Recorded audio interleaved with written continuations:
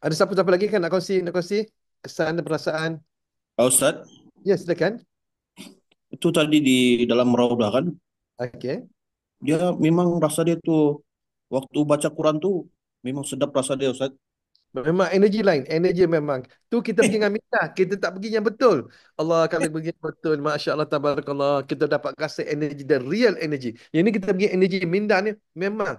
Ada setengah orang kata memang kalau kita rasa macam tu, rasa betul macam tu lah. Kita rasa walaupun pergi dengan minda, tapi kita dapat rasa macam tu, memang betul macam tu. Tapi kalau kita dapat pergi, duduk dalam rodah tu, memang.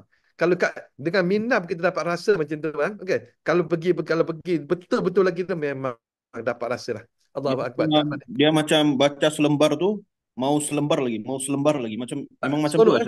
Ustadz. Baca, tak rasa. Kita duduk dalam kebun syurga tu. Orang duduk dalam syurga kan. Bila kita duduk dalam syurga, orang dalam syurga tidak ada susah, tidak ada gundah lanan, kan? Tidak ada jiwa kacau, tidak ada kesedihan, tidak, semua happy dan kan? Kita duduk di situ sama juga. Duduk kita baca Oh, Quran, baca Quran rasa satu daripada satu like, daripada zikir daripada 100 pun naik 100 satu lagi sampai ribu-ribu kita zikir. Sebab tu ada setengah orang dia duduk dalam tu tak mau keluar. Tak mau keluar. Tapi tak boleh betul. lah. Rasa kita dah ditentukan masa kan. Dia tentukan masa. InsyaAllah. Ya, Okay. terima kasih Ustadz ya. Sama insyaAllah. Kita jumpa insyaAllah.